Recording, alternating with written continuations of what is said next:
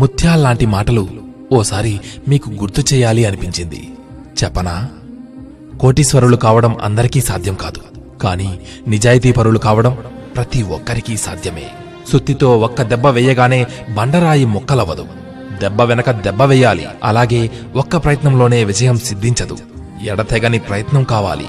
ఒకసారి బట్టలు మాసిపోతే మనిషి ఎక్కడ కూర్చోడానికైనా సిద్ధపడతాడు. అలాగే ఒకసారి నడత చెడిందంటే ఎలాంటి పనులు చేయడానికైనా సందేహించడు. మనం మన ఆలోచనలకు బందీలం. ఆలోచనలను మార్చుకోనిదే దేన్నీ మార్చలేము. గొడుగు వర్షాన్ని ఆపలేకపోవచ్చు, కాని వర్షంలో తడిసిపోకుండా రక్షణనిస్తుంది. అలాగే ఆత్మవిశ్వాసం విజయాన్ని తెచ్చిపెట్టలేకపోవచ్చు, కాని విజయపదంలో ఎదురయ్యే అవరోధాలను అధిగమించగల శక్తిని ఇస్తుంది. బలవంతుడికి బలహీనుడికి మధ్య జరిగే ఘర్షణలో ప్రేక్షక పాత్ర వహించడమంటే తటస్థంగా ఉన్నట్లు కాదు, బలవంతుడి పక్షం వహించినట్లే. అతి నిద్ర, బద్ధకం, భయం, కోపం, నిరాశావాదం ఈ 5 అతి చెడ్డ గుణాలు. వీటిని పొరపాటున దగ్గరికి రానిచ్చామా జీవితంలో పైకి రావడం, సుఖపడటం జరగదు. అహంకారం ప్రతి ఒక్కరి నుంచి ఆఖరికి భగవంతుడి నుంచి కూడా దూరం చేస్తుంది. ఉపాయాన్ని ఆలోచించేటప్పుడు రాగల అపాయాన్ని కూడా అంచనా వేయాలి.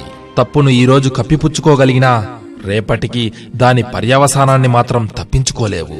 బలహీనుడిని బలవంతుడు కొడితే బలవంతుడిని భగవంతుడు కొడతాడు.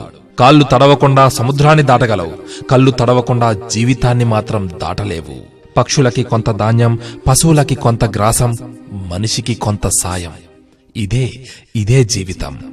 ఉత్తమ గుణాల వల్ల మనిషి ఉన్నతుడవుతాడు, కాని ఉన్నత పదవి వల్ల కాదు. శిఖరం మీద కూర్చున్నంత మాత్రాన కాకి గరుడ పక్షి కాలేదు కదా. తలపై మోసే భారాన్ని ఇతరులు కొంత పంచుకుంటే బాధ తగ్గుతుంది, కాని ఆకలి బాధను, అజ్ఞాన బాధను ఎవరికి వారే తగ్గించుకోవాలి. మంచివారు దూరం కావడం అంటే చెడ్డవారు దగ్గర కావడమే. అది దుఃఖానికి నిదర్శనం. మెరుగు పెట్టకుండా రత్నానికి, కష్టాలు ఎదుర్కోకుండా మనిషికి గుర్తింపు రాదు సుమా. కేవలం డబ్బుంటే సరిపోదు, మంచి వ్యక్తిత్వం ఉంటేనే సమాజం నిన్ను గౌరవిస్తుంది. ఎవరి వయస్సుకు తగ్గట్టు వారి ఆలోచనలు, ప్రవర్తనలు ఉంటేనే ఆ వ్యక్తికి గౌరవం అనేది ఉంటుంది. సర్వే జనా సుఖినో భవంతు.